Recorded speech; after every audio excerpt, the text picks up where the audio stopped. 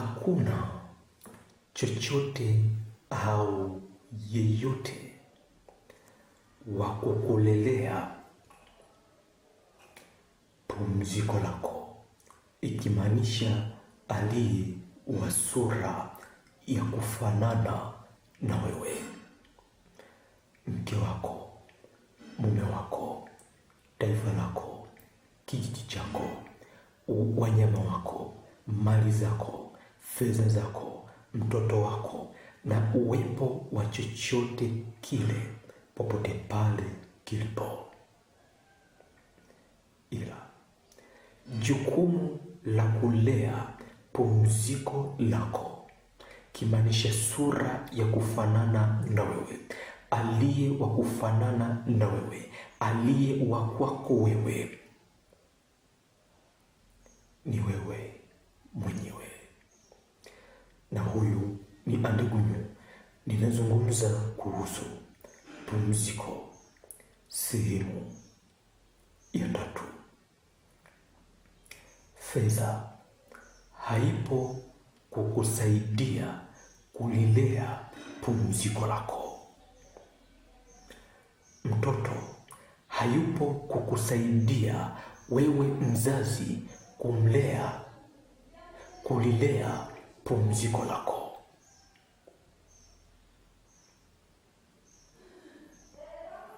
Mali, mashamba, elimu, fikra, wazo, chochote kile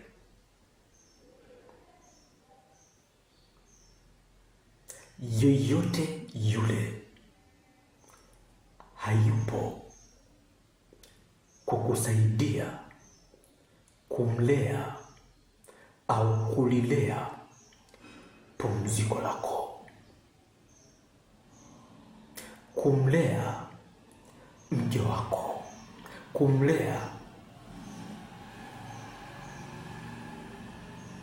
mume wako, taifa lako, dini yako, mali zako, fedha zako,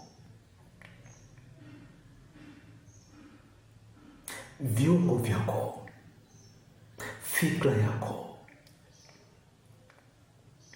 roho yako, yani kulilea pumziko lako. Hakuna wajibu wa kulea aliye wa pumziko lako, ni lako wewe mwenyewe, pasipo kujalisha uko vipi, unaonekana vipi, wewe ni nani.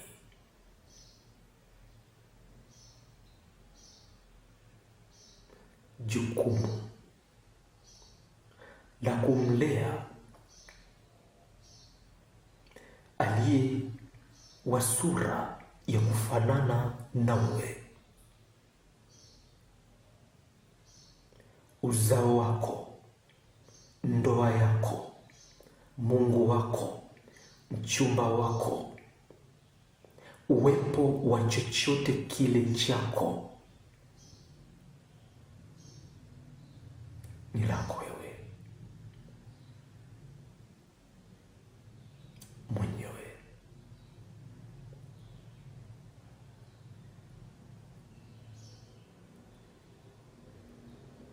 Tena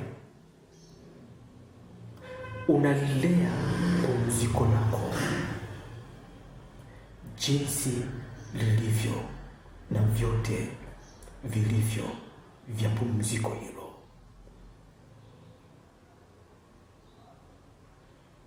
Unamlea mke wako jinsi alivyo na vyote alivyo navyo, na vyote vilivyo vya mke huyo. Unamlea mume wako, taifa lako, kijiji chako, dini yako, dunia, mbingu, neno hilo. wanyama, mimea, anga.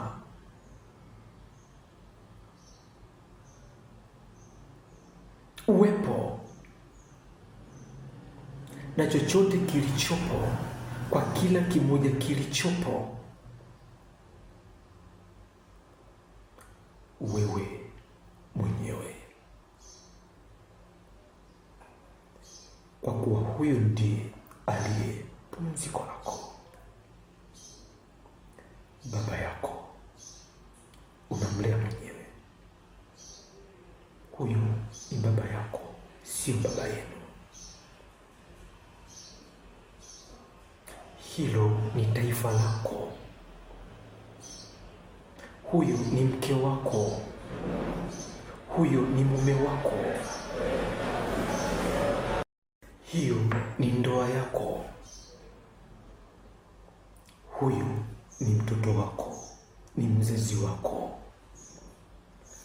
Unamlea wewe mwenyewe jinsi vyovyote alivyo.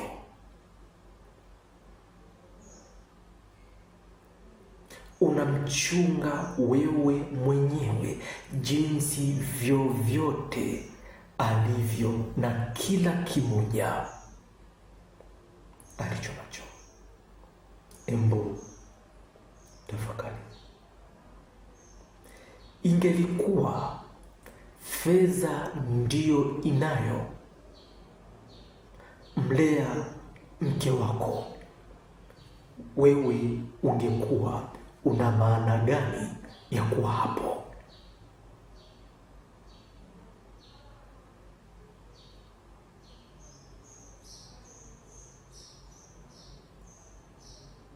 Kwa kuwa mkeo ni pamoja na pesa hiyo.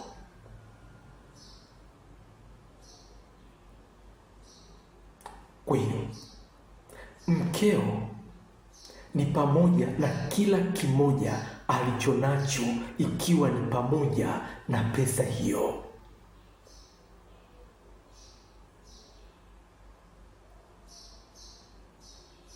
Mumeo ni pamoja na hicho ambacho unadhani ndicho kinachomlea. Mtoto, taifa, kijiji, wewe uko mwenyewe. Ndio maana umeitwa ni sura moja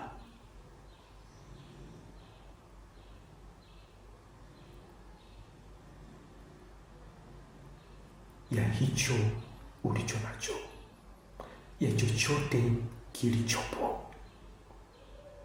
Hauna mwingine wa kukusaidia kulea, wa kukusaidia kutawala, wa kukusaidia kuchunga.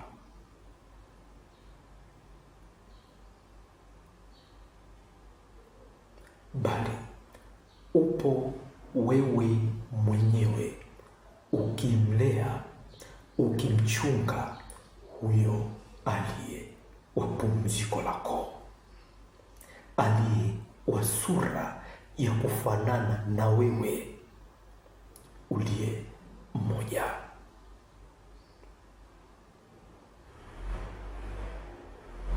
Tazama, ikiwa mtoto ndiye awe msaidizi wako, akulelee mke wako, una kazi gani hapo sasa?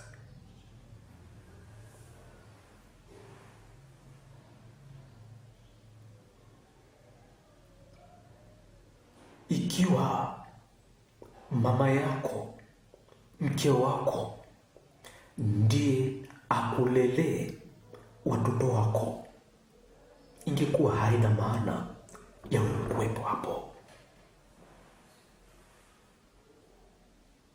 Ingekuwa hayo mengine, fedha, mali, almasi, mimea, anga, neno yaliyoandikwa, chochote kile ndicho kikulelee taifa lako.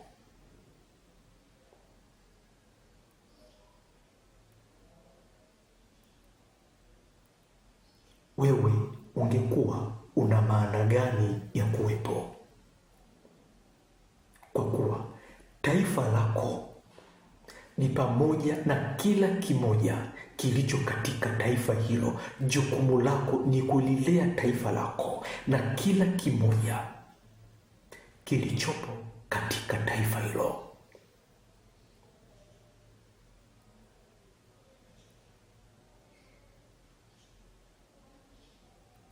Jukumu lako ni kumlea mke wako pamoja na kila kimoja kilicho na pamoja na mke wako: fedha, mali, almasi, familia, watoto, mzazi, mkwe, mjomba, shangazi, taifa, dini, mawazo, fikra na chochote kile kilicho pamoja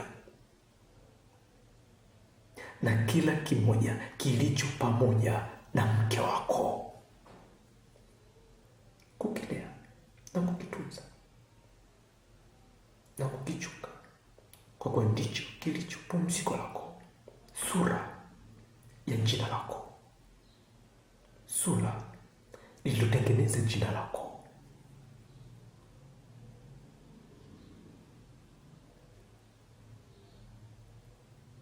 Fedha haipo kununua nyumba yako, kwa kuwa ungekuwa hauna maana wewe kuwepo katika nyumba hiyo. Fedha, mali, kingine chochote hakipo kukununulia chochote, kukupatia chochote, kukutunzia chochote, kukutulizia chochote kilicho chako, bali wewe hapo ndio utulivu wa chochote, ndio mlezi wa kila kimoja. Hivyo ulivyo, mwonekano wako huu kwa jina lako hilo ndio mlezi wa hicho na kila kimoja kilicho pamoja na hicho, yaani pumziko lako.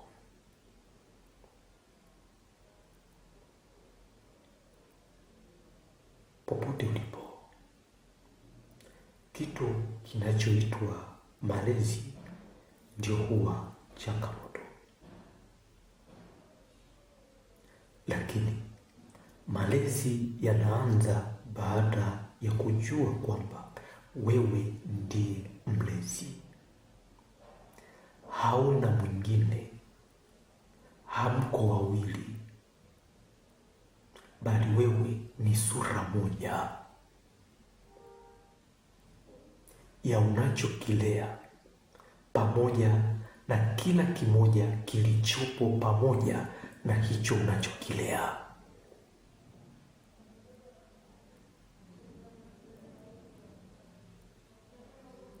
Kimaanisha nyuma yako, mbele yako, pembeni yako, kwingine kokote, hakuna mwingine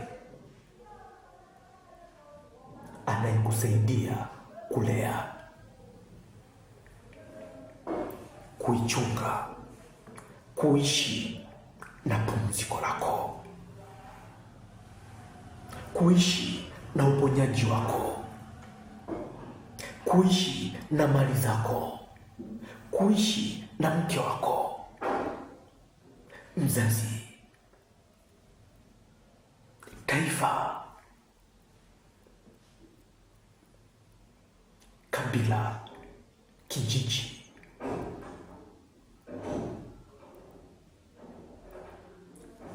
na kila mmoja aliyopo. Hakuna mwingine wa kukulelea.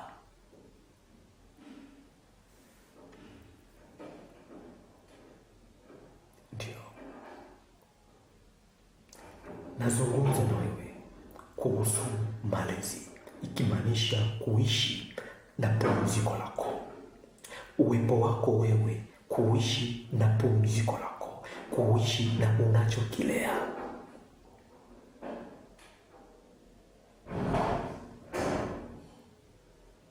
Ndio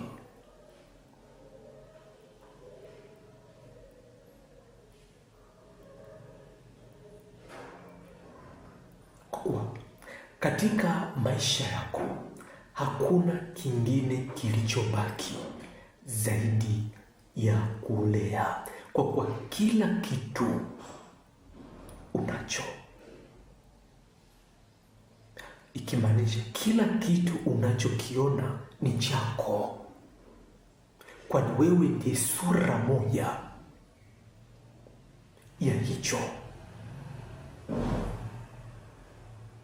Wewe ndiye sura moja ya hicho, pamoja na kila kimoja kilicho cha hicho.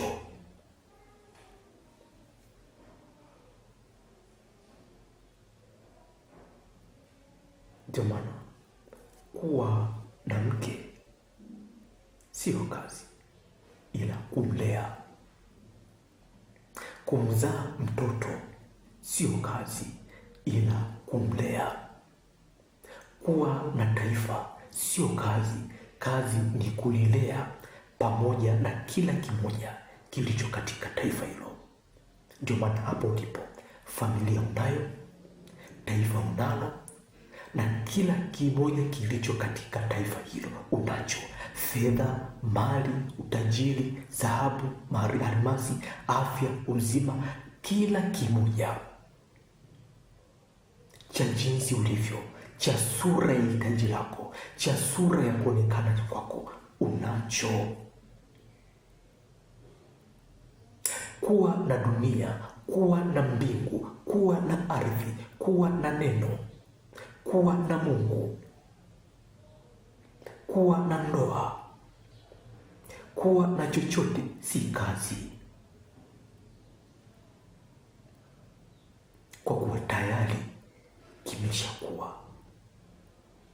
Kilichobaki ni kutawala, ikimaanisha kukitunza, kukilea, kukichunga ulicho nacho,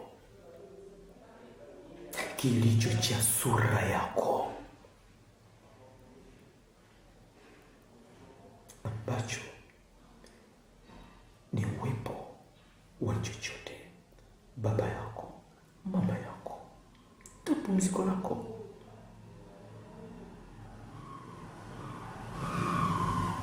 Au umesahau jinsi anachokufanyia, anachokutendea na ukafurahi? Mke huyo umesahau, mume huyo umesahau, na kusema hakika umepata raha. Kuwa navyo hivyo si kazi, unavyo, wala si shaka unavyo, ila kuishi pamoja na hivyo, kuvilea, kuvitunza hivyo.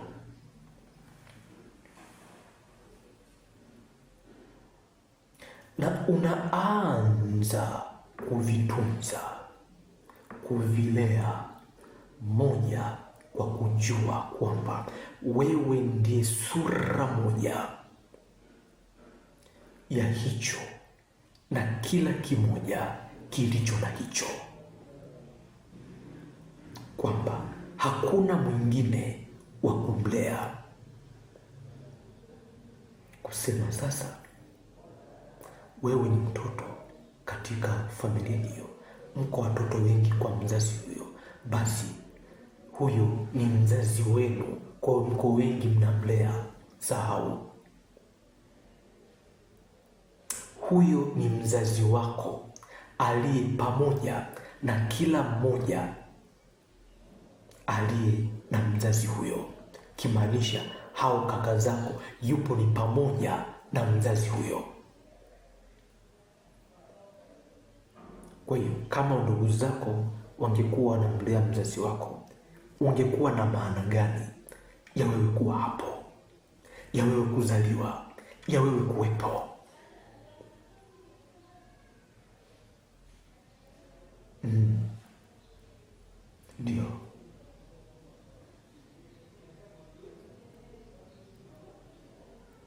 Ndio maana nimekuambia kwamba katika fikra yako, fedha, mali, kingine, neno, roho, mwili, chochote kingine hakipo daima kumlea aliye wa sura yako, kulilea pumziko lako, kimaanisha huyo mkeo, baba, mama, kwa kuwa anayekuwa na uweza wa kumlea ni wewe mwenyewe, tena kumchunga na kumlea milele yote, awe mzazi wako, awe mke wako, liwe taifa lako, ni wewe.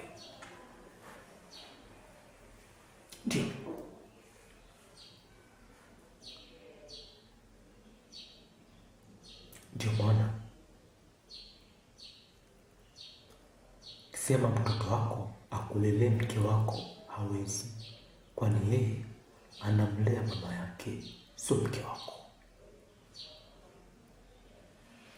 Ingekuwa mtoto wako ndiye anatumika kumlea mke wako, ingekuwa haina maana ya wewe kuwa hapo. Kwa hiyo haijalishi una nini, hivyo viko pamoja na huyo mkeo. Huyo mama yako yuko pamoja na huyo mkeo, hayuko upande wako kumlea mkeo, kwa kuwa wewe ni sura moja ya huyo mkeo, pamoja na kila aliye pamoja na huyo mkeo, akiwepo na mama yako ambaye ni mama mkwe wake. Baba yako hayuko pamoja na wewe kumlea mtoto wako.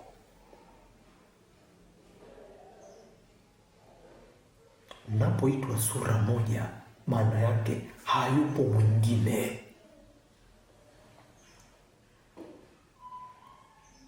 na wewe kuwa ndio sura moja ya huyo mzazi, taifa, kijiji, ardhi.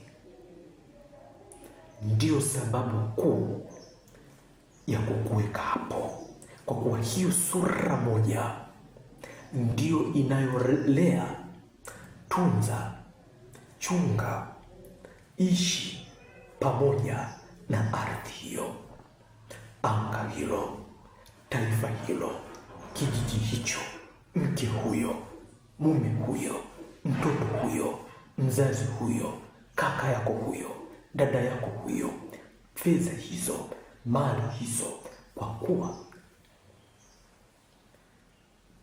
tayari zipo. Wewe ndiye sura moja ya hivyo, na kazi yako ni kuvitunza hivyo au kuvilea hivyo.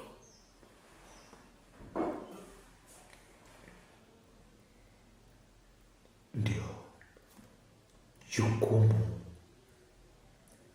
la kulea pumziko lako, aliye wa sura ya jina lako, kimaanisha kilichopo na kila kimoja kilicho katika uwepo huo, Baba yako, na kila mmoja aliye katika uwepo wa baba yako, taifa hilo, na kila kimoja kilicho katika taifa hilo. Jukumu lako wewe kama wewe hivyo ulivyo ni kukitunza au kukilea. Na unamtunza baba yako, unamtunza mama yako, unamtunza mke wako, unatunza taifa lako, unatunza uwepo na kila kimoja kilicho katika uwepo huo kwa jinsi ya uwepo wako huo. Narudia, unaishi na pumziko lako, unalichunga pumziko lako, ikimaanisha kwamba hicho chochote ulicho nacho, chochote kilichopo, yoyote aliyopo, pamoja na chochote kilicho pamoja na huyo mzazi wako, taifa lako, kijiji chako, mke wako, mkwe wako, mali zako, fedha zako, na chochote kile kilichopo kwa jinsi ya uwepo wako, kwa kuwa uwepo wako ndio sura moja ya hicho na kila kimoja kilicho katika hicho, ndio sura moja ya huyo na kila kimoja kilicho pamoja na huyo. Kwa hiyo hapo ulipo, uwepo wako huu ndio unachunga, ndio unanunua, ndio unajenga. Mlezi wa familia yako, kijiji chako, mke wako, taifa lako, viungo vyako, mwili wako, watoto wako na vyote vilivyo pamoja na mtoto wako, yani fikra, mawazo, matendo na kila kimoja, chochote kile ni jukumu lako wewe hapo ulipo, na unamlea yeyote yule, unakilea hicho, unamlea mke wako, unamlea mume wako, unalilea taifa lako, unalea kijiji chako, unalea dini hiyo, unalea neno hilo, unalichunga taifa lako, mtoto wako, mzazi wako, kijiji chako, kiongozi wako, yeyote yule, yani uwepo pamoja na kila kimoja kilichopo kwa huo uwepo wako, na kufanya popote pale ulipo ndio unachunga au unalilea pumziko lako, ndio unamlea mke wako, ndio unamlea mume wako, ndio unalilea taifa lako, ndio unalea, ndio unajenga, ndio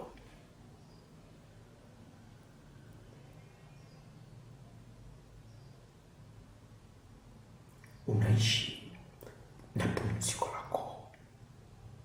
Kwa hiyo unamchunga mke wako, taifa lako, kijiji chako, chochote kilichopo, au kwa neno moja unachunga uwepo na kila kimoja kilichopo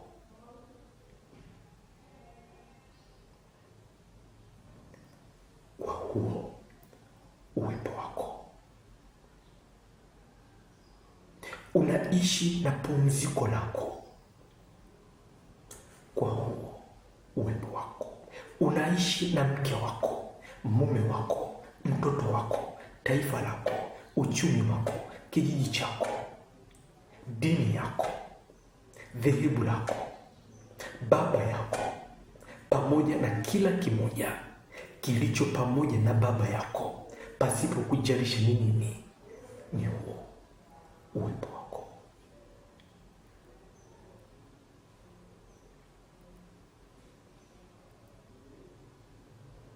Ndio, ni huu uwepo wako, kwani hakuna mwingine kingine chochote ambacho kinatunza pumziko lako, kinalea pumziko lako, kinamchunga pumziko lako, kinalea mke wako, mume wako. Hakuna mwingine hata ukumwachia au kumtuma.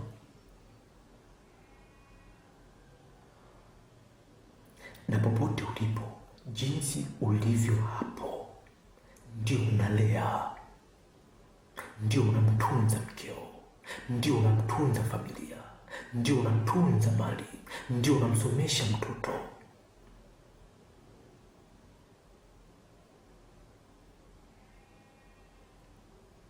Ndio unachunga kila kitu, ndio unalinda familia, ndio unalinda kabila, ndio unalinda taifa, ndio unalinda ulimwengu, ndio unaulinda wanadamu, ndio unalinda mtu, ndio unalinda viungo vyako, ndio mlinzi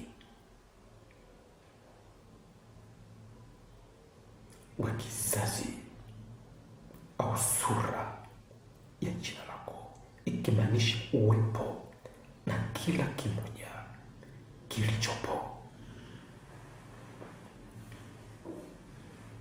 Kwa hiyo kazi yako ni rahisi sana,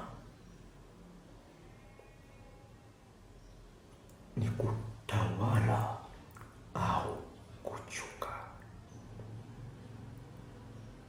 Na urahisi wake ni upi? Unachunga kwa jinsi ya uwepo wako, yani jinsi ulivyo.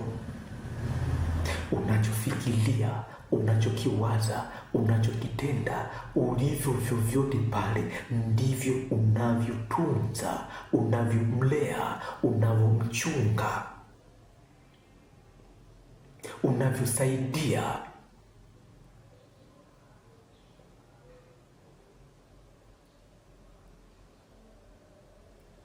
Unavyomjengea, unavyojenga.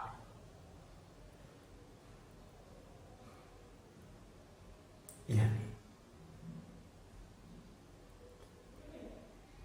unavyolichunga na kulilea pumziko lako, yani sura ya kufanana na wewe, ikimaanisha kila kimoja kilichopo au uwepo na kila kimoja kilicho katika uwepo huo unakichunga.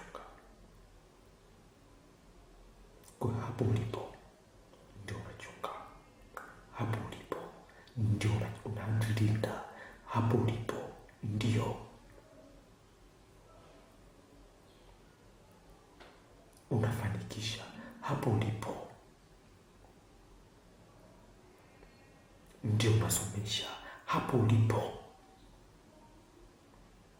ndio unalea, unachunga uwepo na kila kimoja kilicho katika uwepo huo. Kwa hiyo usijali, urahisi wake ni huo. Jinsi vyovyote ulivyo, ukiwa unasali, ukiwa unaomba, ukiwa unafunga, ukiwa unapika, ukiwa unalima, vyovyote vile, kwa jinsi vyovyote ulivyo, hapo ulipo ndio unatunza, ndio unaishi na pumziko lako. Kwa hiyo usijiulize kwa nini hivi. Ndivyo ulivyo na ndivyo unavyochunga. Ndio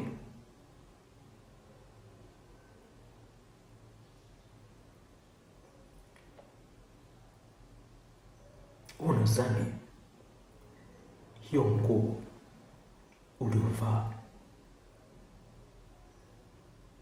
inaonekana hivyo sawasawa na sura ya kufanana na nguo hiyo, kimaanisha muundo wa nguo hiyo. Muundo wa nguo hiyo ni pamoja na kila kimoja kilichotumika kuifanya nguo hiyo kiwanda, rangi, kila mtu aliye katika kiwanda, bidhaa, mimea, maji, uchafu wa kwenye viwanda,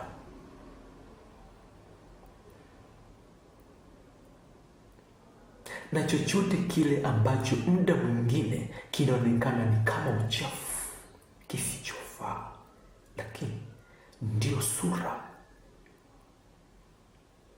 moja au pumziko la nguo hiyo, ndio muundo, mfumo wa nguo hiyo iliyovaa na kufanya nguo hiyo iweze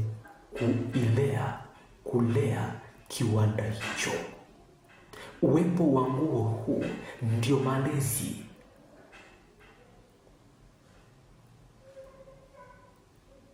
wa kiwanda hicho, na kila kimoja kilicho katika kiwanda hicho ndivyo ulivyo wewe hapo ulipo. Hakuna kingine cha kulea familia yako, cha kulea ndoa yako, cha kumlea mke wako, baba yako, kijiji chako, pasipo kujalisha vyovyote vile ulivyo. Jinsi ulivyo hivyo ndio malezi. Popote pale ulipo, umepokea pumziko la uwepo wako. Umepokea pumziko la uwepo wako, pumziko la wazazi wako, pumziko la taifa lako, pumziko la kabila lako, pumziko la kijiji chako, pumziko la mume wako, pumziko la mke wako, pumziko la taifa lako, pumziko la mwili wako. Umepokea uponyaji, umepokea fedha, umepokea mali, umepokea watoto, umepokea viungo vipya, umepokea pumziko la uwepo wako hapo popote ulipo, na limekuwa kwako sasa hivi. Basi leo hii ninaishia sehemu hii ya 3. Usikose sehemu zinazofuata kwa kutazama katika ukurasa wa YouTube kwa jina la Pumziko, na bila shaka haujasahau kusubscribe channel hiyo. Popote pale ulipo, hakuna wa kukulelea familia yako, hakuna yoyote wa kumchunga au kulea chochote kilicho cha sura yako, ikimaanisha kilichopo, pamoja na chochote au kila kimoja kilicho katika uwepo huu, ila wewe popote pale ulipo ndio mchungaji, ndio unayelitunza au unaishi mwenyewe na pumziko lako. Basi na hata sasa umepokea pumziko